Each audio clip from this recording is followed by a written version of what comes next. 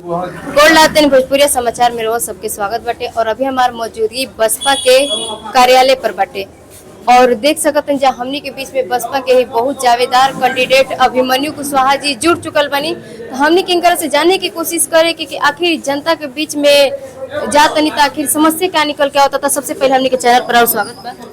बहुत बहुत धन्यवाद आपके सभी चैनल के जितने भी दर्शक हैं और खास करके जो बक्सर विधानसभा के दर्शक हैं उन सभी को हम गोड़ चुके गोड़ लगते नहीं। लगातार आप जनता के बीच में जाते नहीं और जनता से मिलते नहीं, तो ऐसा का समस्या निकल के होता जनता के बीच से?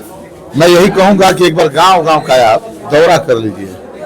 हर जगह बस केवल मैंने तकलीफें ही है, कहीं कुछ काम नहीं हुआ है और जनता जो है त्राहिमाम कर रही है। ना रोड बना, न नली बना, ना गलियों की हालत ठीक है, ना स्कूलों की हालत ठीक है, ना हॉस्पिटल की दशा ठीक है, ना रोजगार की कोई व्यवस्था है।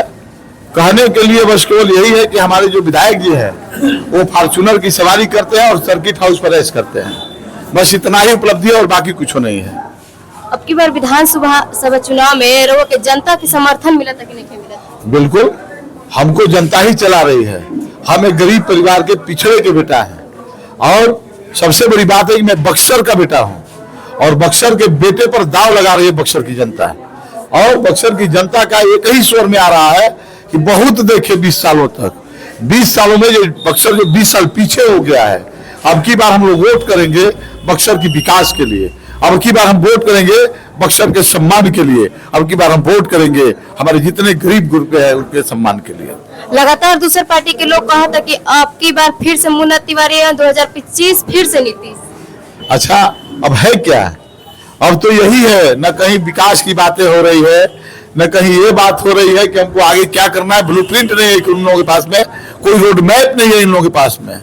मैं तो कहता हूं कि आप बैठिए, डिबेट कीजिए हमसे। आपने जो 10 साल किया और आपके जो 10 साल पूर्व में जो भाजपा ने किया वो 20 सालों का आप इतिहास निकालिए, दिखाइए कि आपने 20 साल में क्या किया। अब तो ये वही बात हो गई कि 5 साल और दे दीजिए। लगातार फेल होते आ रहे हैं, 5 साल और मांग रहे हैं। किस लिए भाई? आप चाहते हैं कि बक्सर को पूरा ध्वस्त कर दे? तो अब की बार कोई जातीय समीकरण नहीं, अब की बार बक्सर का बेटा बक्सर की बात कर रहा है। बक्सर की आम जनमानस, बक्सर विधानसभा के आम जनमानस, एक एक लोग बक्सर के बेटे के साथ हो लिए हैं। कल आदित्य योगीनाथ के बक्सर में आगमन रहुए, वो जब उनका रैली चलत रहुए तो प्रोग्राम में बोलले बड़न कि नीतीश कुमार बक्सर जौन बक्सर के हालत रहे, बिहार के हालत रहे, ओकरा के बहुत अच्छा से सुव्यवस्थित कैले बड़ी। बिल्कुल, देखिए उनको हम क्या कहे, वो तो बुलडोजर की व्यवस्था से चलते हैं। हमारे गरीब गुरबों पर जो बुलडोजर चल रहा है, मैं एक बात आपसे कहना चाहता हूं कि माननीय नीतीश कुमार जी ने यहाँ के लोगों को बताया कि मैं 3 डिसमिल जमीन हर गरीब परिवार को दूंगा। अभी तक बक्सर में किसी को 3 डिसमिल जमीन नहीं मिला, लेकिन जो लोग गरीब परिवार से हैं और वो लोग अपना मकान बना लिया है सरकारी जमीन पर, जिस जमीन का कोई भी मतलब नहीं बनता है, उस जमीन को पुनः बुलडोजर से लगा करके उखड़वाया जा रहा है, उस मकान को तोड़वाया जा रहा है।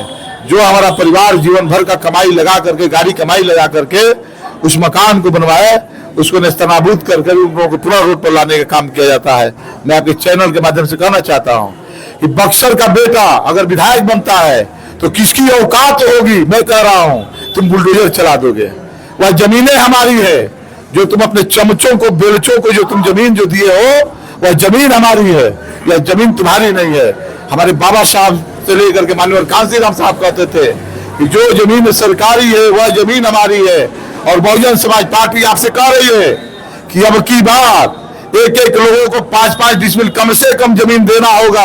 और यहाँ पर पर्याप्त जमीन है, पर्याप्त जमीन है कि मैं गरीब परिवार को 1 एकड़ भी जमीन दे दूं तो जमीन बचेगा यहाँ पर। लेकिन मैं आपके चैनल के माध्यम से वादा करता हूं कि हर गरीब परिवार को 5 डिसमिल जमीन मिलेगा, उसको घर बनाने की व्यवस्था मिलेगी। और ये जो बुलडोजर जो चलाने की जो प्रक्रिया जो चला रहे हैं, अभी मन्नू के सीने को रौंद करके तब जाना होगा, तब बुलडोजर चलेगा। एगो बाइट में बोलले बानी कि हमनी के बक्सर में एगो अम्बेडकर विश्वविद्यालय चाहिए। बिल्कुल, तो इहे के लेके आदित्य योगीनाथ जी बोलले बानी कि हमनी के बक्सर में कोनो शिक्षा के लेके ना बल्कि स्थल बने के चाहिए और दर्शन करे बाहर बाहर के लोग। देखिए इनके पास कुछ है नहीं, ये लोग मंदिर मस्जिद गुरुद्वारा करके लड़ा रहे हैं लोगों को। मैं एक चीज मानता हूं, बाबा साहब अम्बेडकर बोले थे कि वह कौम जो शिक्षित है वह बहुत आगे जाएगी, हर चीज से लड़ पाएगी। और शिक्षा वह शेरनी का दूध है, जो जितना पिएगा वो हारेगा। अभी मनु सिंह का वादा है कि अगर 5 साल हम लोग की सरकार रही, 5 साल विधायक हम रहे, तो ये जरूर तय कर देंगे कि बक्सर में बाबा साहब के नाम से महाविद्यालय और बाबा साहब के नाम से विश्वविद्यालय का नींव पड़ेगा यहाँ पर।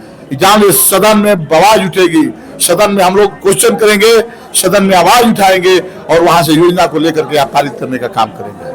एगो नारा निकलने बनी, जाति नहीं जमात। बिल्कुल, जाति कहाँ है? जाति से कहीं कोई कुछ नहीं कर सकता है। हमारी बहन जी कहती है कि हम सर्वजन समाज की बात करते हैं, हम गरीब गुरबे पिछड़ों की बात करते हैं, अकलियतों की बात करते हैं, हम बात करते हैं सारे आम जनमानस की। जब बात हम सारे आम जनमानस की करते हैं तो फिर जाति नहीं आती है, और जहाँ जाति नहीं आती है वहां जमात आता है। और आप देख रहे हैं कि किसी के कार्यालय में भाड़े के लोग आ रहे हैं, और हमारे कार्यालय में आप जब भी देखिएगा 150-200 लोग। हमारी गाड़ियों में जब देखिएगा तो किसी भी गाड़ी में आपको 5 आदमी नहीं मिलेगा, 7 आदमी 8 आदमी जरूर मिलेगा। तो हमारे लोग मन से ठान लिए हैं कि अब की बार अभिमन्यु नहीं, हम सारे लोग अभिमन्यु बन करके चुनाव लड़ रहे हैं और चुनाव जीतेंगे। और योजनाओं को बेचेंगे नहीं, या जो बेच रहा है योजनाओं को, जो जमीन पर काम नहीं हुआ योजना का पैसा निकाल लेता है, उन लोगों को हम कड़ी जवाब देंगे। और अब की योजना पर काम होगा, योजनाबद्ध तरीके से काम होगा। हम बक्सर को संवारने के लिए कृतसंकल्प हैं।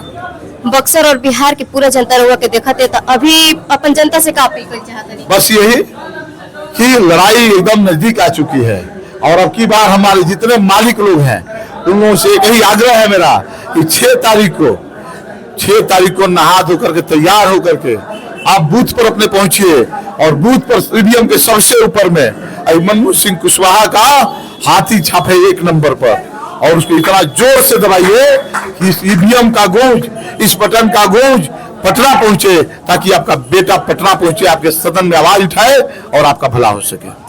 तो देख सकत रहन अभी हमनी के बीच में बीएसपी के बहुत ही जावेदार कैंडिडेट अभिमन्यु कुशवाहा जी जुड़ल रहनी, जो अपन बात आप लोग के बीच में रखल बनी। कर बात आप लोग के कैसन लागल हमनी के कमेंट में जरूर बताएं जा। धन्यवाद।